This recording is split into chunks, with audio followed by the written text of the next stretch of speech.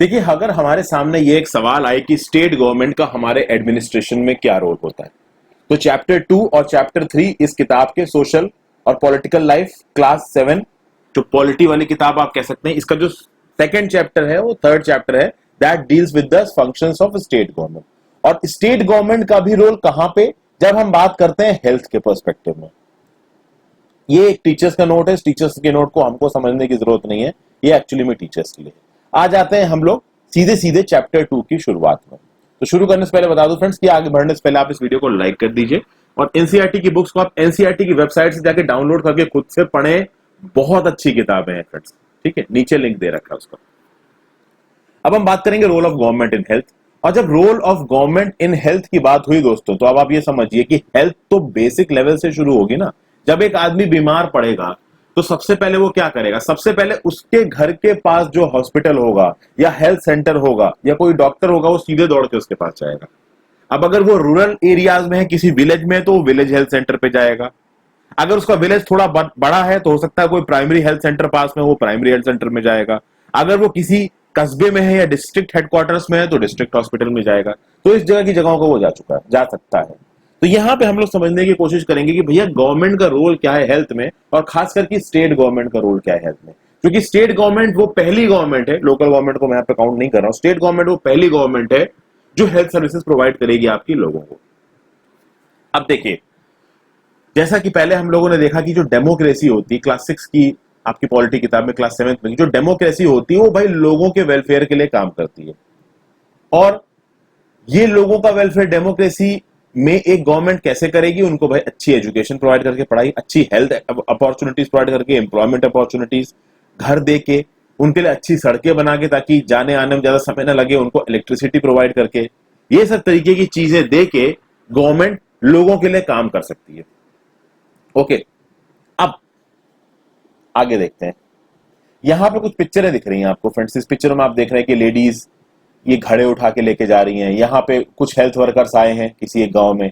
यहाँ एक गंदी सी बस्ती आपको नजर आ रही है। यहाँ पे एक ऑपरेशन थिएटर में काम चल रहा है। यहाँ कुछ बच्चे दौड़ रहे हैं सुबह के समय पे, और यहाँ पे लाइन लगी हुई है घड़ों की पानी भरने के लिए।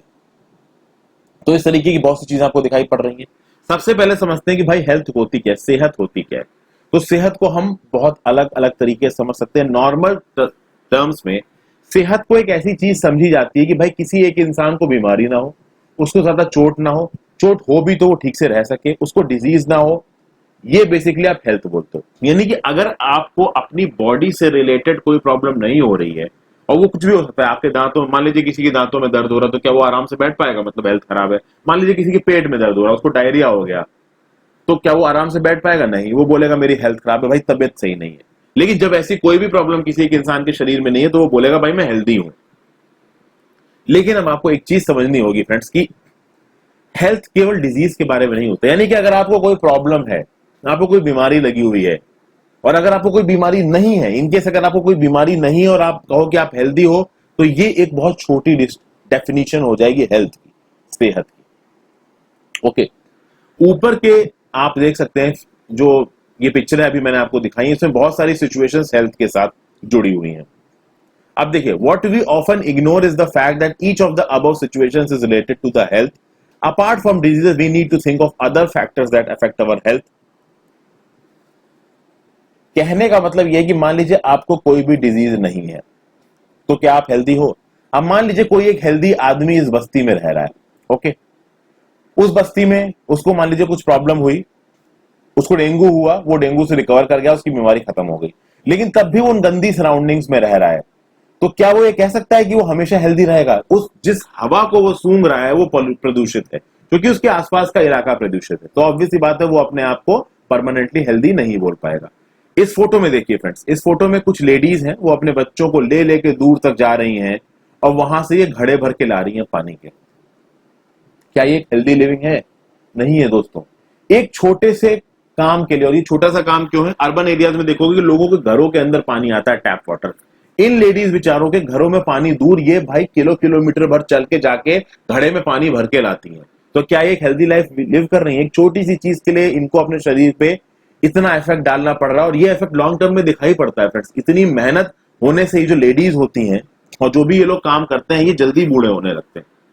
तो क्या ये हेल्दी है? ये हेल्दी नहीं है दोस्तों।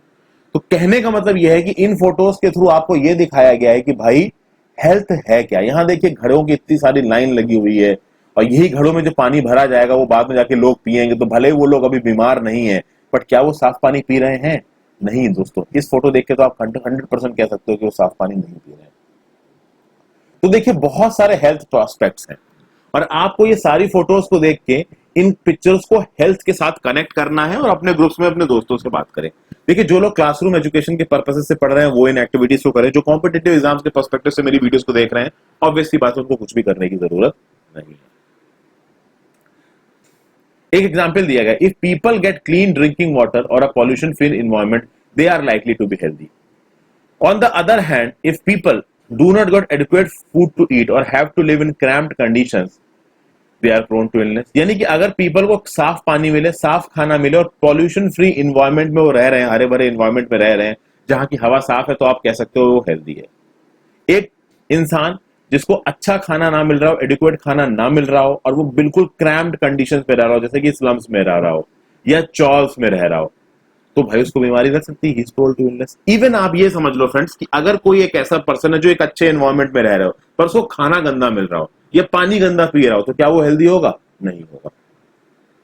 तो हेल्दी होने के लिए बहुत सारे फैक्टर्स कॉन्करेंटली एक साथ होने चाहिए, तब आप कह सकते हो कि आप हेल्दी हो गए। ओके, अब हम सब चाहते हैं कि भाई हम एक्टिव रहें, हमारी बॉडी बिल्कुल एक्टिव रहे, हमारे अंदर एनर्जी रहे, ठीक है। और अगर आप किसी एक आदमी को देखोगे कि वो डल सा पड़ा हुआ, थोड़ा इनएक्टिव है, एंग्शियस है, तो आप क्या बोलोगे कि भाई ये तो यार हेल्दी होने के साइन नहीं है। आप डल से पड़े हुए हो, आप इनएक्टिव पड़े हुए हो, ठीक है, आपके अंदर एनर्जी की कमी महसूस हो रही है, तो बेसिकली आप हेल्दी नहीं हो। तो इस चीज से आप इस चीज को भी जोड़ सकते हो कि कभी कभी आपने फादर को देखा होगा, आपके फादर्स जब घर से लौट के आते थे, जब हम लोग छोटे थे, तो इतने थके हुए होते थे, पूरे दिन से काम करके आते थे, तो परेशान से होते थे। तो आप कह सकते हो कि उनके दिमाग पे बहुत ज्यादा मेंटल स्ट्रेन पड़ रहा था, जो उनकी हेल्थ को भी इफेक्ट कर रहा था। तो आप समझ सकते हैं कि यहाँ पे बहुत सारे एस्पेक्ट्स ऐसे निकल के आ रहे हैं जो हमारे हेल्थ को इफेक्ट करते हैं। अब यहाँ पे देखिए भाई, दो कॉलम्स दे रखे हैं और दो कॉलम्स में आपको एक टाइटल देना है। दोनों कॉलम्स को हम लोग पढ़ते हैं। देखिए यहाँ पे लिखा हुआ, इस वाले में क्या लिखा है कि भैया इंडिया में दुनिया भर में सबसे ज्यादा मेडिकल कॉलेजेस हैं, सबसे ज्यादा डॉक्टर्स इंडिया में आते हैं, हर साल 30,000 नए डॉक्टर्स इंडिया में क्वालिफाई करते हैं, बनते हैं। हेल्थ केयर फैसिलिटीज इंडिया में सब्सटेंशियली ग्रो कर रही हैं। 1950 में इंडिया में केवल 2,717 गवर्नमेंट हॉस्पिटल्स थे। 1991 में 11,174 गवर्नमेंट हॉस्पिटल्स आए, और 2017 में यह नंबर हो गया 23,583। फिर इधर बात करें तो India gets a large number of medical tourist. बहुत सारे दूसरे देशों से यहाँ पे मेडिकल टूरिस्ट आते हैं, थाईलैंड से आते हैं, अफगानिस्तान से आते हैं, बांग्लादेश, श्रीलंका, आसपास के देशों से यहाँ पे मेडिकल टूरिस्ट आते हैं। इंडिया के हॉस्पिटल्स में वो इसलिए आते हैं क्योंकि इंडिया के कई हॉस्पिटल्स भाई दुनिया के बेस्ट हॉस्पिटल्स में आते हैं, और कंपैरेटिवली दूसरी जगहों से, यानी कि यूएस, यूके, कनाडा जैसी जगहों से जहां मेडिकल साइंस बहुत आगे बढ़ चुकी है, उन जगहों से जो खर्चा होता है बीमारी का, वो इन फॉरेन टूरिस्ट के लिए, इन फॉरेन मेडिकल टूरिस्ट के लिए कम होता है। कहां पे? हमारे भारत देश में। और अगर इंडिया की बात की जाए तो India is the third largest producer of medicine in the world and also a large exporter of medicine. तो ये जो चार चीजें अभी हमने देखी दोस्तों, इसको पढ़ के तो लगा कि भैया हमारे जो देश का मेडिकल सेक्टर है वो बहुत तेजी से ग्रो कर रहा है, बहुत अच्छे से ग्रो कर रहा है, ठीक है ना। तो आप इस कॉलम को एक हेडिंग दे सकते हो, the brighter prospect of Indian medical industry. आप कह सकते हो, मैंने थोड़ा बड़ा दे दिया, छोटा भी, the brighter prospects of Indian medical industry, या the promising Indian medical sector, the growing Indian medical sector, the sunrise Indian medical sector. इस तरीके की आप हेडिंग्स दे सकते हो यहाँ पे। तो ये एक सिनारियो दिखा रहा है। इसके जस्ट अपोजिट दूसरा सिनारियो दिख रहा है यहाँ पे। यहां से शुरू करते हैं। ज्यादातर डॉक्टर्स जो क्वालिफाई करते हैं वो अर्बन एरियाज में सेटल डाउन करते हैं, कोई रूरल एरियाज आना नहीं चाहता। तो हो क्या रहा है कि गांव साइड पे जो लोग रह रहे हैं, अगर उनको डॉक्टर को देखना हो तो उनको बहुत सारे डिस्टेंस ट्रेवल करके जाना पड़ेगा, तब उनको डॉक्टर मिलेगा। तो आप समझ सकते हैं कि भाई एकदम से अगर किसी को बीमारी हो गई तो उसको इमीडिएटली डॉक्टर अवेलेबल हो ही नहीं पाएगा। फिर पॉपुलेशन के रिस्पेक्ट में, पॉपुलेशन पर डॉक्टर्स, मतलब कि एक डॉक्टर को कितनी पॉपुलेशन को कैटर करना, अगर इस नंबर को कंपेयर किया जाए तो ये नंबर रूरल एरियाज में बहुत लेस है, ठीक है ना। अगर अर्बन एरियाज में पॉपुलेशन ज्यादा है तो अर्बन एरियाज में डॉक्टर्स भी बहुत ज्यादा है। रूरल एरियाज में पॉपुलेशन ज्यादा है बट डॉक्टर्स कम है। ओके, हमारे देश में हर साल 5 लाख लोग ट्यूबरक्लोसिस से मर जाते हैं, और भाई इंडिपेंडेंस से ये हालत बनी हुई है। अब तो खैर देखिए कि टीबी का थोड़ा सा रिसेंट ईयर्स में थोड़ा बहुत अच्छा हम लोग डेवलपमेंट कर रहे हैं, टीबी केसेस कम हो रहे हैं, बट इंडिपेंडेंस के समय पर 1947 से लेके 2005 तक भाई बड़ी खराब स्थिति रही है। 2005-2010 तक हर साल बहुत सारे लोग टीबी से मरते हैं। ऑलमोस्ट 20 लाख केस मलेरिया के आते हैं, और ये नंबर घट नहीं रहा है, बढ़ रहा है, क्योंकि हमारी आबादी बढ़ रही है। फिर हमारे देश में सबके पास क्लीन ड्रिंकिंग वाटर नहीं है, इसीलिए communicable diseases 21% of all communicable diseases water borne. अब जैसे कि कम्युनिकेबल डिजीज में एग्जांपल क्या होते हैं, डायरिया हो गया भाई, आपका पेट खराब हो गया, वॉर्म्स हो गया, हेपेटाइटिस हो गया, ये सब आपके कम्युनिकेबल डिजीज हो गई, ठीक हो गई, डेंगू हो गया, इस टाइप की चीजें हो गई। अब आप बोलोगे नॉन कम्युनिकेबल डिजीज कहते हैं, तो नॉन कम्युनिकेबल डिजीज में आती है फ्रेंड्स आपका, आप कह सकते हो कि हार्ट डिजीजेस, जो हार्ट से रिलेटेड डिजीज होगी, कैंसर हो गया, इस तरीके की चीजें आपकी आती हैं नॉन कम्युनिकेबल डिजीज में। तो कम्युनिकेबल डिजीजेस 21% वाटर बॉर्न है, यानी गंदे पानी की वजह से। और कहा जाता है कि इंडिया में आधे बच्चों को लमसम इनफ खाना नहीं मिलता है खाने को, इसलिए अंडर नूरिश्ड है। अब वो अंडर नूरिश दो तरीके से होता है, तो वेस्टिंग हो सकती है, हो सकती है स्टंटिंग। स्टंटिंग मतलब कि जितनी उनकी एज है उस हिसाब से उनकी हाइट ग्रो नहीं करी है, और जितनी उनकी हाइट है उस हिसाब से उनका वेट कम है। जो दूसरा सिनारियो दिख रहा है फ्रेंड्स, ये पहले सिनारियो से कुछ अलग ही पोजीशन दिखा रहा है। जो पहला वाला सिनारियो ये प्रॉमिसिंग दिखा रहा था, प्रॉमिस दिखा रहा था, एक अच्छी चीज दिखा रहा था, लेकिन ये जो दूसरा सिनारियो हमने डिस्कस किया, ये भाई सब गलत चीजें दिखा रहा है। तो आप कह सकते हो कि the gloomy aspect of Indian medical industry या the gloomy aspect of Indian medical sector, ये आप इसको एक हेडिंग दे सकते हो। तो ये दो हमने सर्कमस्टांसेस को यहां पे कंपेयर किया, ठीक है।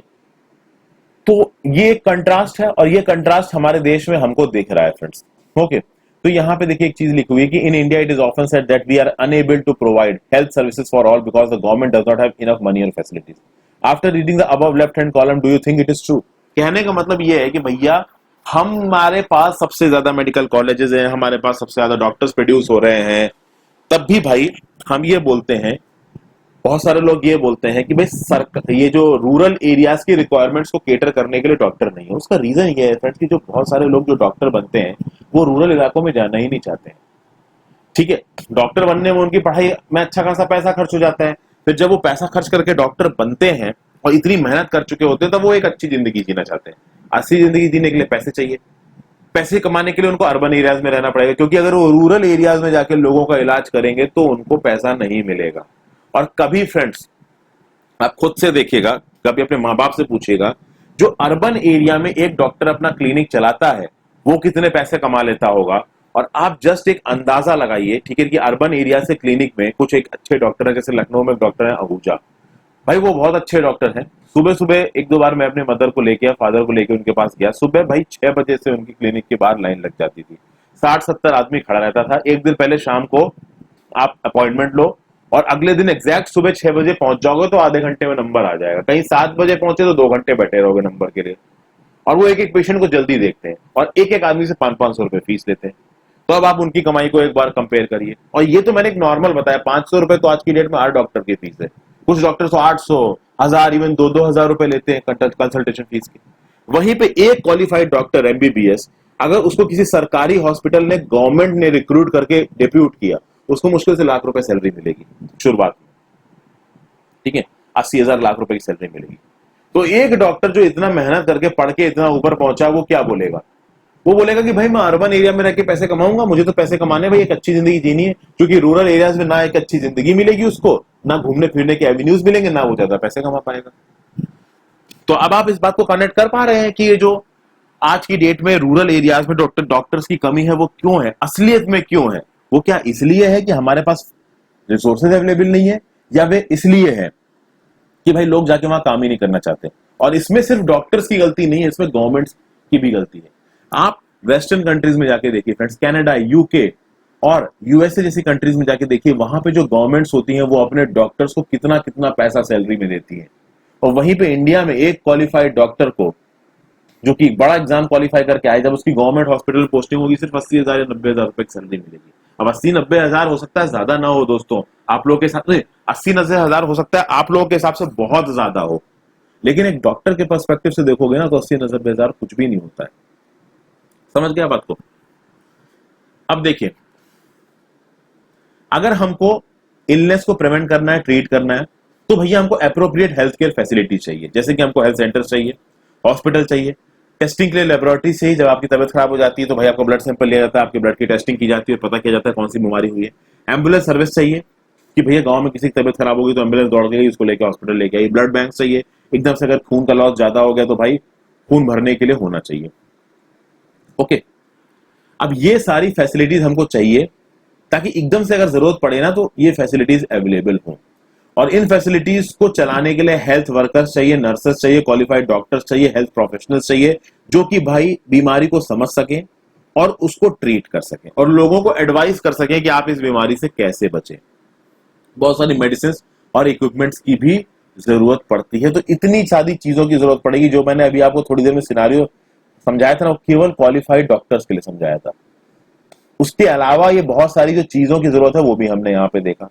तो क्या ये सब चीजें आपकी भैया गांव में अवेलेबल हो पाती हैं?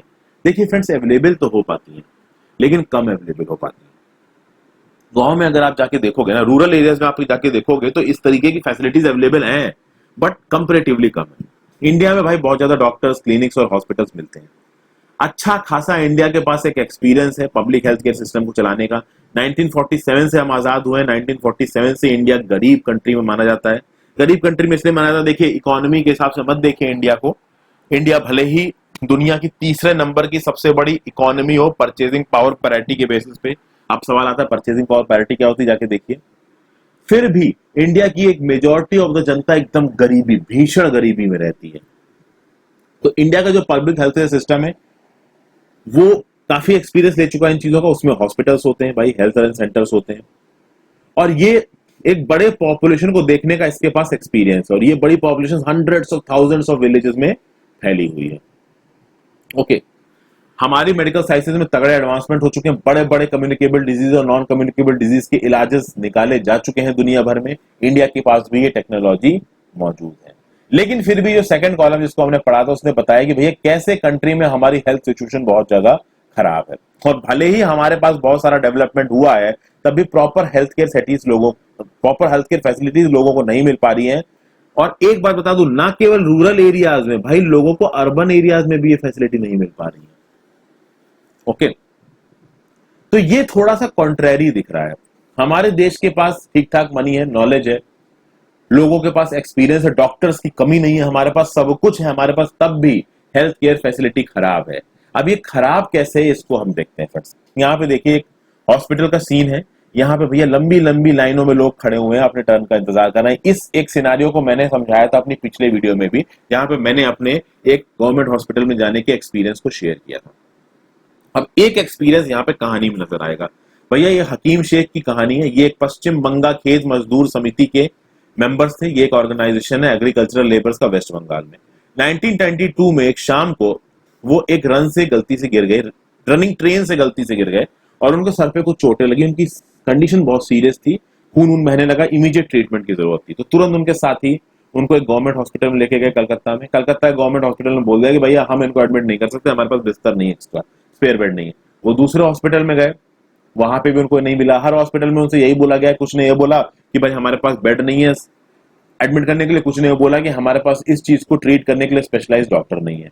14 घंटे तक वो क्रिटिकल स्टेट में रहे। फॉर्चुनेटली उनको एंड में एक प्राइवेट हॉस्पिटल में जाना पड़ा, जो कि 8 डिफरेंट गवर्नमेंट हॉस्पिटल्स ने उनको एडमिट करने से मना कर दिया।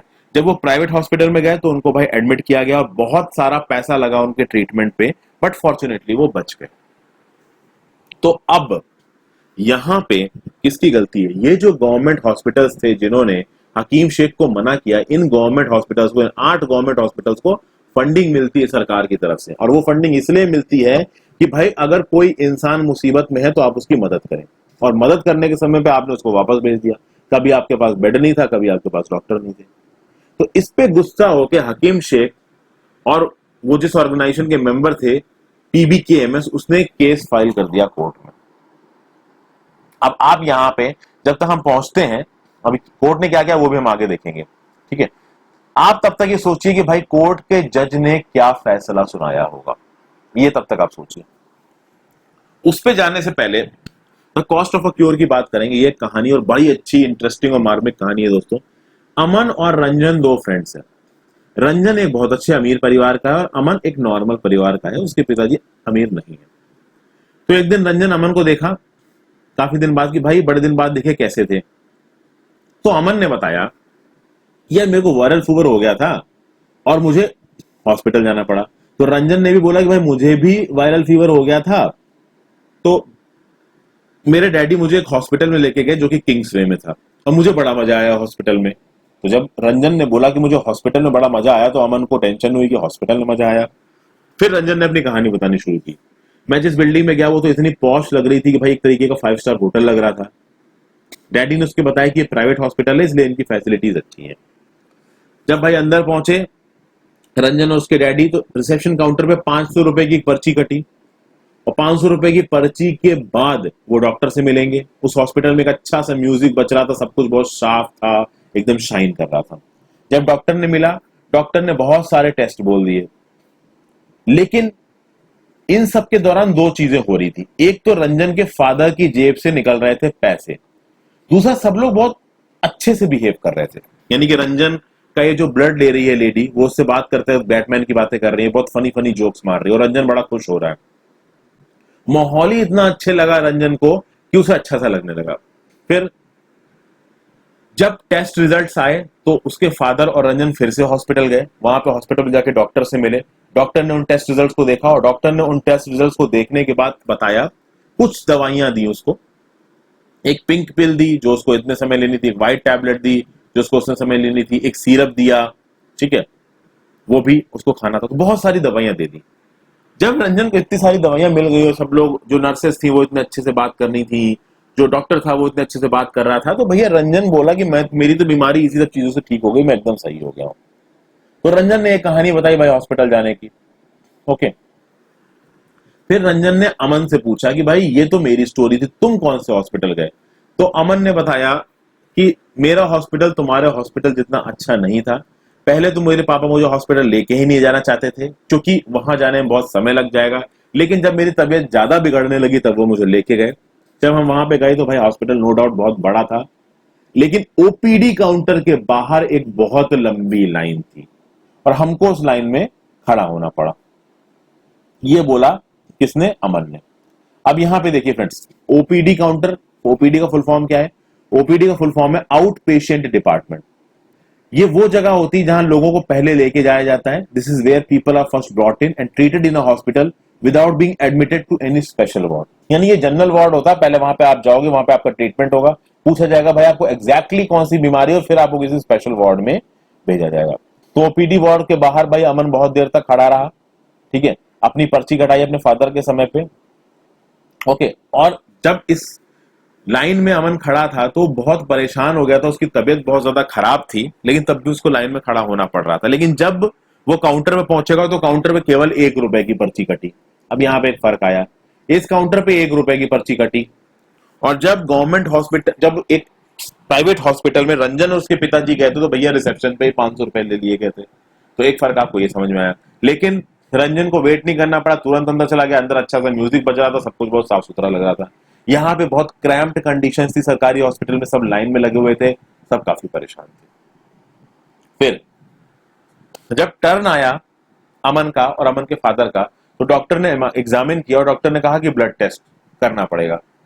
तो भाई ब्लड टेस्ट के लिए जब अमन और उसके फादर गए, वहां पे एक और लंबी लाइन लगी थी और जब उनका नंबर आया तो उसके अंदर इतनी भीड़ थी कि डॉक्टर इस तरीके से टेस्ट निकाला। देखिए यहाँ पे डॉक्टर अमन का ब्लड सैंपल ले रहा है, ये उसके फादर खड़े हो, कितने लोग घेर के यहाँ पे खड़े हुए हैं, मतलब क्रैम्ड अप पोजीशंस थी। 3 दिन के बाद रिजल्ट आया। ओके, वो हॉस्पिटल के बाद वापस गए, डॉक्टर से मिले। अच्छा, एक और खास बात है, जब रंजन ने अपना ब्लड टेस्ट कराया था तो एक तरीके से कह सकते हो कि उसके ब्लड टेस्ट का खर्चा आया 3000 से 4000 रुपए। लेकिन जब यहाँ पे अमन ने अपना ब्लड टेस्ट कराया तो खर्चा 100 से 200 रुपए में निपट गया। तो गवर्नमेंट हॉस्पिटल जाके देखिएगा फ्रेंड्स, एक कंप्लीट ब्लड काउंट, आजकल तो देखिए मार्केट में कंपटीशन हो गया है, तो डॉक्टर लाल पैथ लैब्स जैसे कंप्लीट ब्लड काउंट को 700-800 रुपए में भी कर देते हैं। लेकिन पहले कंप्लीट ब्लड काउंट के लिए भैया 2-2 हजार और 1800 रुपए की पर्चियां कटती थी आज से 4-5 साल पहले। सरकारी में भाई कंप्लीट ब्लड काउंट आपका 100 रुपए में हो जाएगा। ये ब्लड टेस्ट होता है। फिर जब अगली बार ये लोग पहुंचे, अमन के फादर और अमन, ब्लड टेस्ट को दिखाने के लिए भैया वही लाइन में लगे और जो डॉक्टर था इस बार वो डॉक्टर दूसरी थी। उन्होंने ओपीडी कार्ड मांगा और साथ साथ टेस्ट के रिजल्ट मांगे तुरंत, क्योंकि बहुत भीड़ थी।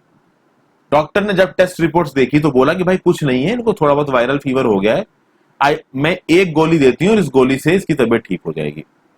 अब रंजन ने बोला एक गोली? मेरा हॉस्पिटल तो बहुत नाइस था और मुझे बहुत सारी गोलियां दी थी और बहुत खर्चा भी आया था। लेकिन रंजन ने बोला, लेकिन अमन ने बोला कि भैया मेरे ट्रीटमेंट में ज्यादा पैसे लगे नहीं, पर्चे के समय पे 1 रुपया लगा, टेस्ट के समय पे 100-200 रुपया लगा और गोली भी सस्ती थी। तो रंजन सोच रहा है कि भैया मेरे फादर का तो इतना सारा पैसा खत्म हो गया, इतनी सारी मेडिसिन दे दी, लेकिन सब लोग बहुत अच्छे से बात कर रहे थे, वहीं अमन को खर्चा कम लगा, भैया ट्रीटमेंट अच्छा नहीं मिला, लाइन पर खड़ा रहना पड़ा पूरे पूरे दिन, लेकिन एंड में जो इलाज है वो सस्ते में हो गया। ये फर्क होता है किसका? पब्लिक हेल्थ सर्विसेज का और प्राइवेट हेल्थ सर्विसेज का। इंडिया में या कहीं पे भी 2 तरीके की हेल्थ सर्विसेज दिखेंगी, एक पब्लिक हेल्थ सर्विसेज, एक private health services. Public health services normally government चलाती है, गवर्नमेंट ही चलाती है, और प्राइवेट हेल्थ सर्विसेज तो भाई प्राइवेट बेसिस पे ऑपरेट करती हैं। तो देखिए, public health services a chain of health centre and hospitals run by the government, और ये लिंक्ड होते हैं। ये रूरल एरिया से मिलेंगे, फिर उसके आगे अर्बन एरिया से मिलेंगे। जैसे जैसे एरिया ज्यादा अर्बन होता जाएगा वैसे वैसे ये फैसिलिटीज और बड़ी होती जाएंगी। और ये जो पब्लिक हेल्थ सर्विसेज होती हैं ये हर तरीके की बीमारी का इलाज करती हैं, कॉमन इलनेस से लेकर स्पेशल सर्विसेज तक प्रोवाइड करती हैं।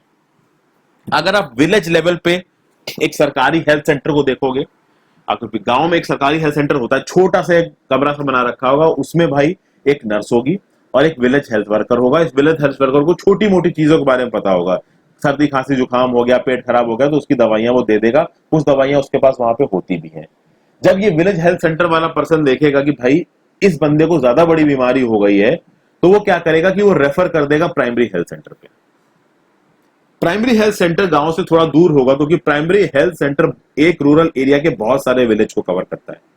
तो ऑब्वियस सी बात है, ये हेल्थ सेंटर वाला अगर उसके लेवल पे, एक विलेज के हेल्थ सेंटर के लेवल पे चीज सॉल्व नहीं हो पा रही है, तो वो रेफर कर देगा एक प्राइमरी हेल्थ सेंटर को। प्राइमरी हेल्थ सेंटर के अंदर पे बहुत सारी विलेजेस आते हैं, ठीक है। डिस्ट्रिक्ट लेवल पे सबसे ऊपर आता है डिस्ट्रिक्ट हॉस्पिटल, और ये डिस्ट्रिक्ट हॉस्पिटल सारे सेंटर्स को सुपरवाइज करता है। वो प्राइमरी हेल्थ सेंटर को भी सुपरवाइज करेगा, वो विलेज सेंटर्स को भी सुपरवाइज करेगा। ऊपर एक ऑफिसर बोलते हैं जिसको आप बोलते हो CMO, चीफ मेडिकल ऑफिसर, काफी इंपॉर्टेंट पोस्ट होती है ये। ओके, जो बड़ी बड़ी सिटीज होती है उसमें बड़े बड़े गवर्नमेंट हॉस्पिटल्स होते हैं। अमन जिस हॉस्पिटल में गया था वो भी इस तरीके का गवर्नमेंट हॉस्पिटल था, और बहुत सारे और गवर्नमेंट हॉस्पिटल्स, जिसमें जो हकीम शेख की स्टोरी में देखे थे ना, जो हॉस्पिटल जिन 8 हॉस्पिटल्स ने मना कर दिया था, वो भी एक्चुअली इसी टाइप के हॉस्पिटल्स थे। क्योंकि कलकत्ता में जो हॉस्पिटल्स है वो तो बड़े ही होंगे ना यार, Calcutta is basically A city. तो ये जो हेल्थ सर्विसेज होती हैं इनको पब्लिक बोलते हैं। पब्लिक क्यों बोलते हैं फ्रेंड्स? क्योंकि ये हेल्थ केयर प्रोवाइड कर रही है सिटीजंस को, और इस हेल्थ केयर को प्रोवाइड करने का खर्चा गवर्नमेंट उठा रही है। गवर्नमेंट उस डॉक्टर्स को सैलरी दे रही है, गवर्नमेंट उन इक्विपमेंट्स की सैलरी दे रही है। क्योंकि इन लोगों को तो यार 1 रुपए में पर्चा कट रहा है और छोटे छोटे दाम में इनके ब्लड टेस्ट हो रहे हैं। तो इन हॉस्पिटल और हेल्थ सेंटर्स को चलाने का खर्चा गवर्नमेंट दे रही है। पर गवर्नमेंट के पास वो पैसा कहां से आ रहा है? तो भाई हम लोग गवर्नमेंट को टैक्स देते हैं, इनकम टैक्स जाता है गवर्नमेंट के पास, जिसको डायरेक्ट टैक्स बोलते हैं। बहुत सारे इनडायरेक्ट टैक्सेस जाते हैं, जैसे GST जाता है गवर्नमेंट के पास, कस्टम ड्यूटी जाती है गवर्नमेंट के पास, ये इनडायरेक्ट टैक्सेस है। तो इस तरीके से बहुत सारा पैसा आता है गवर्नमेंट के पास, और गवर्नमेंट पैसा इन सब चीजों में लगाती है। भाई ये जो पब्लिक फैसिलिटीज होती हैं जो कि गवर्नमेंट चलाती है, भाई ये सबके लिए है, ठीक है ना। और पब्लिक हेल्थ सिस्टम का काम क्या है कि भाई क्वालिटी हेल्थ सर्विसेज प्रोवाइड की जाएगी, या तो फ्री में या बिल्कुल कम कॉस्ट पे, ताकि गरीब से गरीब आदमी भी इनको अफोर्ड कर सके। पब्लिक हेल्थ का काम क्या है कि भाई इस तरीके की जो डिजीजेस होती है, मलेरिया, ट्यूबरकुलोसिस, जॉन्डिस, कोलेरा, फिर डायरिया, चिकनगुनिया, इनको कम किया जा सके। और इसके लिए भाई गवर्नमेंट तो इन्वॉल्व होती है, लेकिन इसमें लोगों का पार्टिसिपेशन भी बहुत ज्यादा जरूरी है। ओके, जैसे कि फॉर एग्जांपल आप जिस जगह पे रह रहे हैं, ये आपकी रिस्पॉन्सिबिलिटी बनती है कि आप उस जगह को साफ रखें। अगर आपके अगल बगल कोई कैंपेन हो रहा है जिसमें यह बताया गया है कि भाई आपके आसपास की जगह पे स्टैंडिंग वाटर ना हो जिससे मॉस्किटो ना पल सके, तो इस बात का आप ध्यान दें। रेगुलरली आप खुद अपने अगल बगल की जगहों को साफ कर देना, कि केवल अपने घर की झाड़ू लगा के बैठ गए। आप खुद इन्वॉल्व होंगे तो गवर्नमेंट और आपके एफर्ट्स मिलकर चीजों को सॉल्व करेंगे। यहां पे कुछ केस स्टडीज दे रखी हैं, आप इनको पढ़ के इनको जवाब देने की कोशिश कीजिए, अपने दोस्तों के साथ डिस्कस करिए। अब यहाँ पे एक सवाल आता है कि भाई हम लोग टैक्स क्यों देते हैं सरकार को? देखिए, गवर्नमेंट टैक्स के मनी को इस्तेमाल करके बहुत सारी पब्लिक सर्विसेज को प्रोवाइड करती है सिटीजन्स को बेनिफिट करने के लिए। जैसे कि फॉर एग्जांपल भाई डिफेंस है, हमारे देश की आर्मी है जो हमारे बॉर्डर्स को सिक्योर करती है। आपको पता है हमारी जो विदेशी आसपास की कंट्रीज है, जैसे चाइना हो गया, पाकिस्तान हो गया, ये बड़ी एग्रेसिव कंट्रीज है, अक्सर कर शेलिंग होती रहती है। तो हमें अपनी मिलिट्री आर्मी पे खर्चा करना पड़ता है ताकि हम अपनी बाउंड्रीज को बचा सकें। हमें अपनी पुलिस पे खर्चा करना पड़ता है ताकि क्राइम कम हो। हमें अपने जुडिशियल सर्विस सिस्टम पे खर्चा करना पड़ता है। जजों को सैलरी कौन देता है? हाई कोर्ट के जजों को। सुप्रीम कोर्ट के जजों को सैलरी कौन करता है? हाई कोर्ट और सुप्रीम कोर्ट के खर्चों का पैसा कहां से आता है? ये सब गवर्नमेंट से आता है। गवर्नमेंट के पास पैसा कहां से आएगा? जो टैक्स देंगे लोग। ओके, चूंकि सिटीजन्स ये सर्विस को खुद के लिए अपने आप से नहीं कर सकते, इसीलिए उनको टैक्स देना पड़ेगा ताकि सरकार इसको करे। फिर इन टैक्सेस से और भी बहुत सारे डेवलपमेंटल प्रोग्राम से सर्विसेज चलाई जाती हैं। हेल्थ केयर तो चलाया जाता है, एजुकेशन चलाया जाता है, एम्प्लॉयमेंट दिया जाता है, सोशल वेलफेयर, वोकेशनल ट्रेनिंग, इस तरीके की चीजें दी जाती है फ्रेंड्स। फिर इसी टैक्स मनी को नेचुरल डिजास्टर्स के टाइम पे भी इस्तेमाल किया जाएगा, लोगों को रिलीफ पहुंचाने के लिए। एक जगह पे बहुत ज्यादा तबाही हो गई हो तो वहां से ले जाके दूसरी जगह पे लोगों को रिहेबिलिटेट करने में खर्चा होता है। आप पता है कि हमारे देश में बहुत सारे फ्लड्स, अर्थक्वेक, सुनामी आती हैं, उनसे बचाने के लिए लोगों को। फिर भैया देखिए, हम लोग स्पेस टेक्नोलॉजी में लगातार काम कर रहे हैं, इसरो एक्टिव है। न्यूक्लियर टेक्नोलॉजी में लगातार काम कर रहे हैं, nuclear power corporation of India limited है। मिसाइल टेक्नोलॉजी में लगातार काम कर रहे हैं, डीआरडीओ, डिफेंस रिसर्च और डेवलपमेंट ऑर्गेनाइजेशन है। अब ये ISRO, NPCIL, Bhabha atomic research centre, defence research and development organisation, यहाँ पे लोग रेगुलरली रिसर्च कर रहे हैं। वो रिसर्च का खर्चा कहां से आ रहा है? आपके टैक्सेस से आ रहा है। ओके, तो ये काम होता है टैक्सेस का। अब देखिए, मैंने आपको बताया था कि हकीम शेख ने और उसके जो ऑर्गेनाइजेशंस था, उसने भैया केस फाइल कर दिया कोर्ट में। अब जब कोर्ट में केस फाइल हुआ तो कोर्ट ने क्या बोला, ये देखते हैं। कोर्ट ने बोला कि हमारे संविधान के अनुसार ये गवर्नमेंट की सबसे प्राइमरी ड्यूटी है, बड़ी ड्यूटी है कि भैया लोगों के वेलफेयर को इंश्योर किया जाए और सबको अच्छी हेल्थ केयर फैसिलिटीज प्रोवाइड की जाए। लेकिन यहां पे हकीम शेख के राइट टू लाइफ वायलेट हुआ था। आपसे एक सवाल है, right to life and personal liberty हमारे संविधान के कौन से आर्टिकल में आता है? बहुत ही आसान सवाल है, जाके सर्च मारिए। तो गवर्नमेंट को सेफगार्ड करना है right to life of every person, लेकिन यहां पे हकीम शेख का राइट टू लाइफ कॉम्प्रोमाइज हुआ था, क्योंकि अगर कुछ ऊंच नीच हो जाती तो हो सकता है हकीम शेख की जिंदगी चली जाती। अगर एक हॉस्पिटल उसको टाइमली मेडिकल ट्रीटमेंट नहीं दे सकता है, यानी कि वो हॉस्पिटल जो कि गवर्नमेंट का रिप्रेजेंटेटिव है, वो प्रोटेक्शन ऑफ लाइफ छीन रहा है उस पर्सन से। इसीलिए कोर्ट ने सीधे सीधे बोला कि ये ड्यूटी है गवर्नमेंट की, टाइम पे इमरजेंसी सिचुएशंस में हेल्थ सर्विसेज को प्रोवाइड किया जाए, और ये ड्यूटी है हॉस्पिटल्स की और उसके मेडिकल स्टाफ की। और चूंकि हकीम शेख को ट्रीटमेंट नहीं दिया गया, अलग अलग हॉस्पिटल्स में उसको वापस भेजा गया, इसलिए कोर्ट ने स्टेट गवर्नमेंट को यह ऑर्डर दिया कि जितना भी पैसा हकीम शेख ने अपने इलाज में खर्च किया गया है, वो स्टेट गवर्नमेंट उतना पैसा हकीम शेख को वापस करे। ये कोर्ट ने ऑर्डर दिया, जो कि बिल्कुल सही ऑर्डर था। यहां पे एक फोटो दिखाई जा रही है, बड़ी मार्मिक सी फोटो है दोस्तों फ्रेंड्स। यहाँ पे एक माँ बैठी हुई है, उसकी बच्ची यहाँ पे सो रही है। Women and her sick child at a government hospital according to UNICEF United Nations का ऑर्गेनाइजेशन है। More than 1 million children die every year of India from preventable infections. गंदगी की वजह से, इन इन्फेक्शंस की वजह से बहुत सारे जो बच्चे हैं वो इंडिया में मर जाते हैं। अब हम आगे बात करते हैं प्राइवेट हेल्थ फैसिलिटीज की। भैया हमारे देश में प्राइवेट हेल्थ फैसिलिटीज बहुत सारे हैं, बहुत सारे डॉक्टर्स अपना प्राइवेट क्लिनिक चला रहे हैं।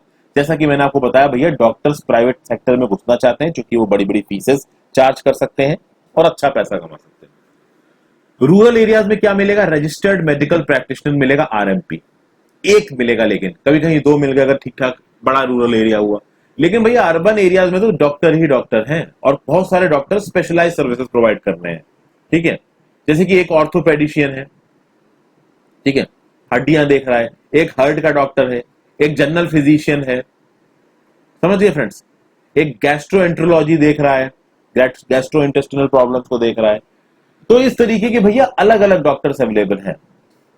तो अर्बन एरियाज में जिस तरीके की फैसिलिटीज है वो स्पेशलाइज्ड है, हर तरीके की फैसिलिटीज है, हॉस्पिटल्स है, नर्सिंग होम्स है, ये प्राइवेटली ओन्ड है।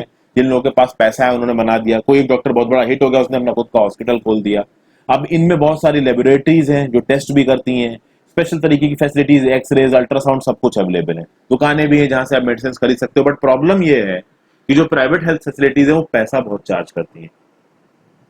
जो चीज गवर्नमेंट हॉस्पिटल में 100 रुपए की मिल रही होगी, कोई आश्चर्य नहीं होगा कि वो एक प्राइवेट हॉस्पिटल में आपको 1500 या 2000 रुपए की मिले, या 3-4 हजार की भी मिल सकती है। तो जैसा कि नेम सजेस्ट करता है, प्राइवेट हेल्थ फैसिलिटीज ना इनको गवर्नमेंट ओन करती है, ना ही इनको कंट्रोल करती है, और यहाँ पे पेशेंट्स को बहुत सारा पैसा खत्म करना पड़ता है सर्विस को इस्तेमाल करने के लिए। लेकिन यहाँ पे सर्विस जल्दी मिल जाती है। जैसे हकीम शेख के केस में आपने देखा कि भाई जब 8 गवर्नमेंट हॉस्पिटल से मना कर दिया तो मजबूरी में उसको प्राइवेट हॉस्पिटल में जाना पड़ा अपनी जान बचाने के लिए।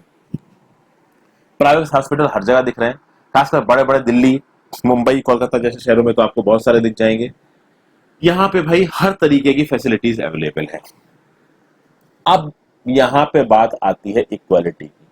जब प्राइवेट हॉस्पिटल्स की बात आ गई तो बात आ गई इक्वालिटी की। क्या आपको लगता है कि प्राइवेट फैसिलिटीज में हर कोई इलाज करा पाएगा? ऑब्वियस सी बात है, नहीं करा पाएगा। गरीब आदमी प्राइवेट हॉस्पिटल में इलाज करा ही नहीं सकता। तो जब गरीब आदमी प्राइवेट हॉस्पिटल में इलाज करा नहीं सकता और एक अमीर आदमी प्राइवेट हॉस्पिटल में जाके इलाज करा लेता है, तो क्या वो इक्वल हैं? वो कतई इक्वल नहीं है, क्योंकि उनकी लाइफ का एक बेसिक राइट टू लाइफ ही उनको नहीं मिल पा रहा है भाई। क्योंकि गवर्नमेंट हॉस्पिटल्स भरे हुए हैं, अगर वहां सही समय पे इलाज नहीं मिला तो उनके पास एक जगह बचती है प्राइवेट हॉस्पिटल। अगर प्राइवेट हॉस्पिटल वो अफोर्ड नहीं कर पाए तो वो कैसे जिएंगे?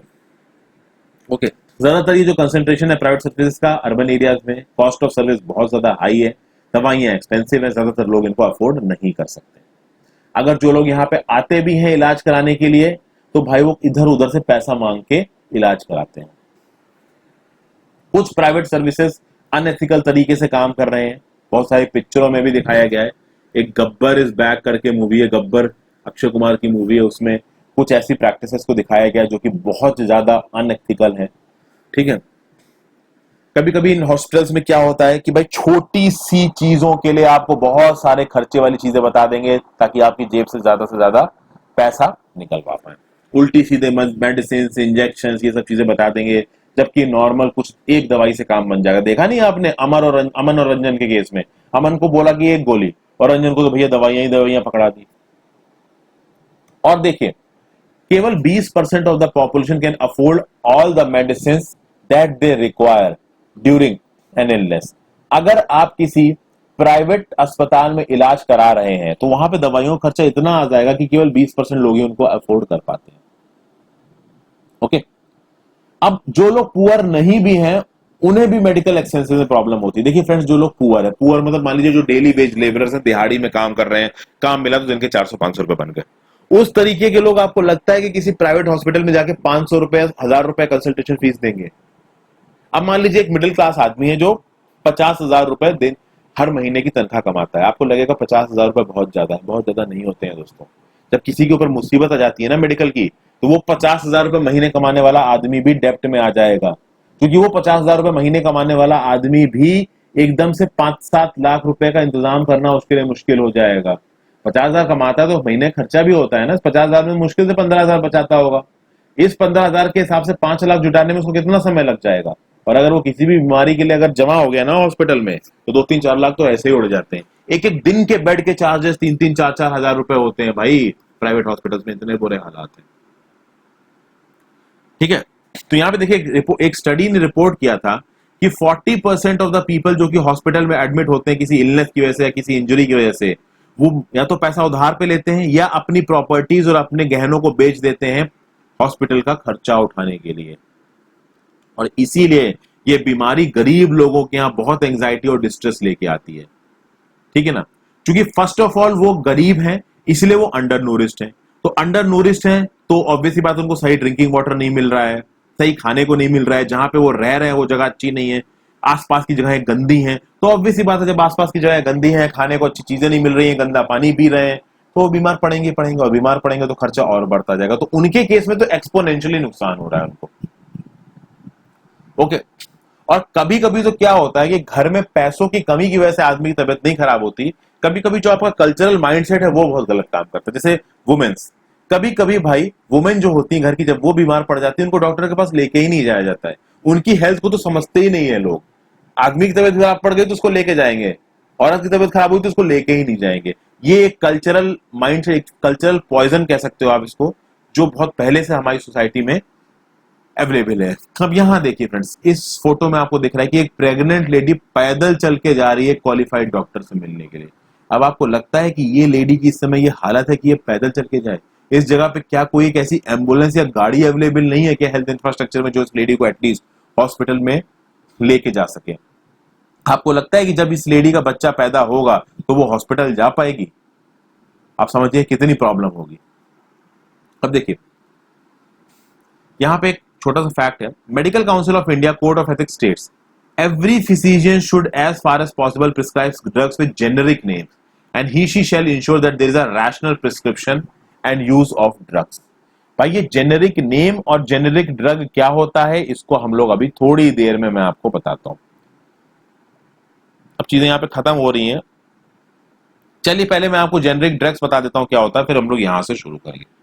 देखिए फ्रेंड्स क्या होता है कि जब एक दवाई बनाई जाती है, अब आपको पता है कि भाई बड़ी बड़ी कंपनीज दवाइयां बनाती हैं। अब बड़ी बड़ी कंपनीज जब दवाइयां बनाती हैं तो उसमें बहुत सारा रिसर्च करती हैं, बहुत सारे दिन आपको दवाई बनाने में लग जाएंगे, फिर सालों साल उनके ट्रायल्स चलते हैं, फिर फाइनली एक वैक्सीन तैयार होती है एक बीमारी की। अब वो जो वैक्सीन मार्केट में इंट्रोड्यूस होगी ना, तो वो जो कंपनी जिसने इतना पैसा खत्म करके उस वैक्सीन को बनाया है वो उसको करेगी पेटेंट। पेटेंट मतलब वो कंपनी बोलेगी कि भाई हम कुछ समय तक इस दवाई को बनाने की अथॉरिटी केवल हमारे पास है और इसको हम इस दाम पे बेचेंगे, इससे सस्ती नहीं बेची जा सकती। इसे बोला जाता है पेटेंट, और ये पेटेंट को 10 या 15-20 सालों तक एक्टिव होता है। तो उतने समय तक वो दवाई उस कंपनी के बताए हुए दाम पे बिकेगी, ठीक है, और कोई उस दवाई को बना नहीं सकता। ये उसकी मोनोपोली होगी, उसका पेटेंट होगा, क्योंकि उसने पैसा खत्म करके उस दवाई को बनाया। लेकिन जब 10-20 साल बीत जाएंगे ना, तब उसके जेनेरिक वर्जन्स बन सकते हैं। जेनेरिक वर्जन क्या होता है फ्रेंड्स, कि आपको पता है कि एक दवाई में एक्टिव फार्मास्यूटिकल इंग्रेडिएंट्स लगते हैं, बल्क ड्रग्स लगते हैं, जो उसके छोटे छोटे कॉन्स्टिट्यूएंट्स होते हैं, उससे दवाई बनाई जाती है। एक बार जब पेटेंट खत्म हो गया उस दवाई का, तो कोई भी उसका जेनेरिक फॉर्म बना सकता है, और जेनेरिक फॉर्म सस्ते होते हैं फ्रेंड्स। क्योंकि पहले वो जो दवाई बिक रही थी महंगी, वो इसलिए महंगी थी क्योंकि उसको बनाने में खर्चा बहुत हुआ था। इसलिए महंगी नहीं थी कि उसमें जो एक्टिव फार्मास्यूटिकल इंग्रेडिएंट लग रहा है या बल्क ड्रग लग रहा है वो महंगा है, वो महंगा नहीं है। उसको बनाने में जो खर्चा आया था उस खर्चे को रिकवर कर रही थी वो कंपनी और अपना प्रॉफिट कमा रही थी। लेकिन अब उसके जेनेरिक वर्जन्स बनाए जा सकते हैं, और जेनेरिक वर्जन्स बहुत सस्ते पड़ते हैं फ्रेंड्स। कई कई ऐसी कैंसर की दवाइयां हैं जिनकी एक एक गोलियां 5-5 हजार रुपए की मिलती थी, और वो अब 50 रुपए की मिलती है, क्योंकि 50 रुपए इज द जेनेरिक वर्जन, और वो 500 रुपए वॉज द 5000 रुपए वॉज द पेटेंटेड वर्जन। समझ गया बातों को दोस्तों? तो इस तरीके की बहुत से एग्जांपल्स आपको दिख जाएंगे। आज की डेट में इंडिया में जन औषधि सेंटर्स खुले हुए हैं, और ये जन औषधि सेंटर्स जेनरिक दवाइयां बेचते हैं। जेनरिक दवाइयां मतलब वो दवाइयां जिनकी क्वालिटी भी अच्छी और वो सस्ती भी होती है। कुछ लोगों को लगता है कि भाई जन औषधि सेंटर्स में जो दवाइयां मिलती हैं वो सस्ती हैं तो बेकार है। बेकार नहीं है दोस्तों, वो जेनरिक दवाइयां हैं। वो वही दवाइयां हैं जो ब्रांड नेम से बिक रही है, बस ब्रांड नेम वाली दवाइयां महंगी और वो दवाइयां सस्ती है, बट क्वालिटी वही है उनकी। और जेनेरिक दवाइयों की यूज को प्रमोट करना चाहिए, क्योंकि वो सस्ती होती है, एक नॉर्मल आदमी उनको खा सकता है। ओके, आप उसी चीज की कोई महंगी दवाई जाकर किसी दूसरी ब्रांडेड कंपनी खरीदोगे, महंगी होगी, इफेक्ट वही होगा, इफेक्ट में कोई फर्क नहीं है। और चूंकि गवर्नमेंट इस चीज को मॉनिटर कर रही है, तो गवर्नमेंट पे तो हम लोग भरोसा कर ही सकते हैं कि भाई एक अच्छा प्रोडक्ट आएगा जेनरिक का जन औषधि सेंटर से। अब हेल्थ सिचुएशन के बारे में वापस आते हैं कि भाई देखिए हमारे देश की हेल्थ सिचुएशन अच्छी नहीं है, तो हम सबको पता है। ये गवर्नमेंट की रिस्पॉन्सिबिलिटी है कि लोगों को अच्छी हेल्थ केयर सर्विसेज प्रोवाइड की जाए, खासकर गरीब और डिसएडवांटेज लोगों को। प्लस लोगों को भी अपने एंड पे कुछ ना कुछ करना है, अपने आसपास सफाई रखनी है, जितना हो सके क्लीन प्रैक्टिसेस को फॉलो करना है। खासकर बात यह है कि हेल्थ आज की डेट में जो उनको बेसिक एम्यूनिटीज मिलती हैं, और बेसिक एम्यूनिटीज मैंने बताया कि जो पानी वो पीते हैं, जो खाना वो खाते हैं, जिस घर में वो रहते हैं, जिन सराउंडिंग्स में वो रहते हैं, कौन सी हवा ब्रीथ करते हैं, ये चीज होती है बेसिक एम्यूनिटीज। इन बेसिक एम्यूनिटीज पे उसकी हेल्थ बहुत डिपेंड करती है, और उसकी सोशल कंडीशंस पे। सोशल कंडीशंस कैसे? अब एक लेडी, घर में एक आदमी की तबीयत खराब हुई तो आदमी को हॉस्पिटल लेके गए, अब लेडी को हॉस्पिटल लेके नहीं गए, ये कौन सी बात हुई फ्रेंड्स? तो ये सोशल कंडीशंस है। वो जो वुमेन है वो सोशली डिसएडवांटेज है, इसलिए उसकी हेल्थ पे कोई ध्यान नहीं दिया जा रहा है। इसीलिए जरूरी है कि बेसिक इम्यूनिटीज और सोशल कंडीशंस दोनों को सुधारा जाए, अगर आपको ओवरऑल हेल्थ सिनेरियो इंडिया में सुधारना है। और देखिए सस्टेनेबल डेवलपमेंट गोल्स के बारे में मैंने बात की थी फ्रेंड्स, 2015 से 30 तक लागू हो रहे हैं। इसका गोल 3 है, good health and wellbeing. Okay, अब यहां पे एक अच्छा एग्जांपल है दोस्तों। केरला, केरला कहां दिखता है? देखिए ये रहा Kerala friends, this is Kerala, Malabar coast on the western coast of India. एक केरला का एक्सपीरियंस है। 1996 में केरला गवर्नमेंट ने अपने स्टेट एडमिनिस्ट्रेशन में कुछ मेजर चेंजेस लेके आया। उन्होंने बोला कि स्टेट का जो एंटायर बजट है, उस बजट का 40% हिस्सा हम अपनी पंचायत को दे देंगे और पंचायत से बोलेंगे कि आप अपनी रिक्वायरमेंट अपने हिसाब से पूरा कर लो। तो अब उससे हुआ क्या? अब उससे होने में हुआ ये कि विलेज के लेवल के लोगों के पास ये आजादी थी कि वो अपने पीने के पानी का इंतजाम कर सके, अपने खाने का इंतजाम कर सके, वुमेन के डेवलपमेंट और एजुकेशन का इंतजाम कर सके। तो भाई सप्लाई सीम्स को चेक किया गया, अलग अलग आंगनवाड़ीज बनवाई गई, स्कूल्स बनवाए गए, क्योंकि पैसा अब विलेज लेवल पे पहुंच चुका था। तो विलेज लेवल पे पैसा लोग अपने लिए इस्तेमाल करेंगे। ऑब्वियसली बात है, करप्शन उसमें भी होगा, थोड़ा कम होगा, और उस चीज करप्शन को रोका जा सकता है अगर ऊपर एफिशिएंट ऑफिसर्स को डिप्यूट किया जाए। तो कलेक्टर्स और आईएएस ऑफिसर्स को ताकत दी कि भाई वो ओवरसी कर सकते थे कि इस पैसे का सही इस्तेमाल हो रहा है कि नहीं हो रहा है। तो हेल्थ सेंटर बनाए गए, उनको इंप्रूव किया गया। तो इन सब चीजों ने सिचुएशन को सुधारा। इसलिए आप देखोगे कि केरला का हेल्थ सेक्टर बाकी स्टेट से अच्छा है, लेकिन उसके बावजूद भी बहुत सारी चीजें प्रॉब्लम अभी भी, जैसे कि मेडिसिन अभी भी कम है, हॉस्पिटल में बेड्स अभी भी कम है, डॉक्टर्स अभी भी कम है, क्योंकि ज्यादातर डॉक्टर्स तो अर्बन एरियाज में प्राइवेट पेशेंट्स को ट्रीट कर रहे हैं पैसा कमाने के लिए।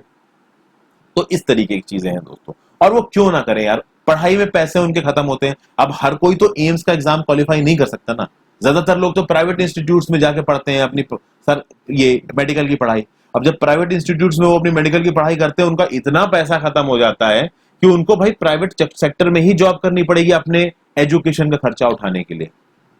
समझ रहे हैं आप बात को? हर इंसान, हर डॉक्टर एम्स का एग्जाम क्वालिफाई नहीं कर पाता है, तो ये प्रॉब्लम है। अब हेल्थ के सेक्टर में एक और कंट्री का एग्जांपल देते हैं। देखिए फ्रेंड्स, कोस्टा रिका अप्रोच होते हैं। कोस्टा रिका एक कंट्री है सेंट्रल अमेरिका में। ये देखिए, ये दिख रही है आपको कोस्टा रिका, ये गल्फ ऑफ मैक्सिको है ऊपर, नीचे की तरफ पैसिफिक ओशन है, और ये पिंक रंग का एरो आपको दिखा रहा है कि कोस्टा रिका कहां पड़ता है। पैनामा से बिल्कुल बगल में है कोस्टा रिका। आप कह सकते हो कि नॉर्थ अमेरिका साउथ अमेरिका को जोड़ने वाली जो स्ट्रिप है उसमें पड़ती है ये कंट्री कोस्टा रिका। तो इस कोस्टा रिका के एग्जांपल को हम लोग देख रहे हैं। सेंट्रल अमेरिका के देशों की अगर बात की जाए तो सेंट्रल अमेरिका के देशों में one of the healthiest country मानी जाती है कोस्टा रिका। क्यों? इसका जवाब मिलता है इसके कोस्टा रिका के कॉन्स्टिट्यूशन। बहुत साल पहले कोस्टा रिका के लोगों ने बोला कि भाई हम अपनी खुद की आर्मी नहीं रखेंगे, हम अपने पैसे को आर्मी में खर्च करने के बजाय हेल्थ पे खर्च करेंगे, एजुकेशन पे खर्च करेंगे, लोगों की बेसिक जरूरतों पे खर्च करेंगे, उनको अच्छा पानी अवेलेबल कराएंगे, अच्छा खाना अवेलेबल कराएंगे। जो ये कोस्टा रिका है ना भैया, ये डेवलपमेंट के साथ साथ अपने लोगों के हेल्थ पे भी बहुत ध्यान देता है। तो बहुत सारी बेसिक सर्विसेज और एमिनिटीज प्रोवाइड कर जाती है लोगों को, इसमें ड्रिंकिंग वाटर, सैनिटेशन, न्यूट्रिंग, हाउसिंग सब कुछ है। और जब इतना ध्यान दिया जाएगा लोगों की हेल्थ पे, तो ऑब्वियस सी बात है वहां पे हेल्थ अच्छा होगी। और प्लस हेल्थ एजुकेशन को भी वहां बहुत इंपॉर्टेंट माना जाता है, और इस एजुकेशन में एसेंशियल पार्ट, एक बहुत इंपॉर्टेंट मेजर रोल हेल्थ को दिया जाता है। जो भी पढ़ाई लिखाई होती है ना कोस्टा रिका में, उसमें एक मेजर फोकस दिया जाता है हेल्थ को। बच्चों को सिखाया जाता है कि भैया आप अपनी हेल्थ को कैसे अच्छा कर सकते हैं, कैसे सुधार सकते हैं। ओके, यहां पे एक इंपॉर्टेंट फैक्ट दे रखा है, an important part of the constitution, it is the duty of the state to raise the level of nutrition and the standard of living and to improve public health. कौन से article में लिखा है बता सकते हैं क्या? खुद ढूंढने की कोशिश कीजिए। आगे देखते हैं, सस्टेनेबल डेवलपमेंट गोल्स। छठे नंबर का सस्टेनेबल डेवलपमेंट गोल है क्लीन वाटर एंड सैनिटेशन। तो यहां पे हमने पब्लिक शब्द का मतलब समझा है, प्राइवेट शब्द का मतलब समझा है। मेडिकल टूरिस्ट जो बाहर से आके अपना टूर यहाँ पे इलाज कराते हैं, तो अफगानिस्तान, बांग्लादेश, थाईलैंड, इन सब जगहों से लोग आते हैं, कंबोडिया। कम्युनिकेबल डिजीजेस जो कि वाटर से फैलती हैं, जो कि फूड से फैलती हैं, जो कि हवा से फैलती हैं, जैसे कि अभी की डेट में चल रही है COVID-19. Basically this is a communicable disease, extremely communicable disease भैया। हवा से लोग मास्क लगा के घूमना पड़ रहा है बचने के लिए। एथिक्स, एथिक्स क्या होते हैं? वो मॉरल प्रिंसिपल्स जो एक पर्सन के बिहेवियर को इन्फ्लुएंस करते हैं, तो ये एथिक्स होते हैं। जेनरिक नेम्स, जेनरिक नेम्स क्या होता है फ्रेंड्स? कि आप उस ड्रग के ब्रांडेड नाम को ना लेके उसका केमिकल या साइंटिफिक नेम लो, जेनरिक नेम लो। जैसे कि फॉर एग्जांपल एस्पिरिन ब्रांडेड नाम है दवाई का, और उसका जेनरिक नेम क्या है? Acetyl salicylic acid. तो अगर कोई डॉक्टर एसिटाइल सैलिसाइलिक एसिड को रिकमेंड करेगा ना, रेफर करेगा ना, तो जेनरिक वर्जन्स भी दिए जा सकते हैं एस्पिरिन। तो आई होप ये वीडियो पसंद आई हो फ्रेंड्स। पसंद आई तो लाइक करे कि ना मत जाना। प्लीज अपने दोस्तों के साथ वीडियोस को शेयर कर दीजिए, अच्छी लगी। ये करने से आप मेरी हेल्प कर सकते हैं मेरे व्यूज बढ़ाने में। पढ़ते रहिए। Thank you for watching. अपना ध्यान रखिए, कोरोना से बचें। Good bye.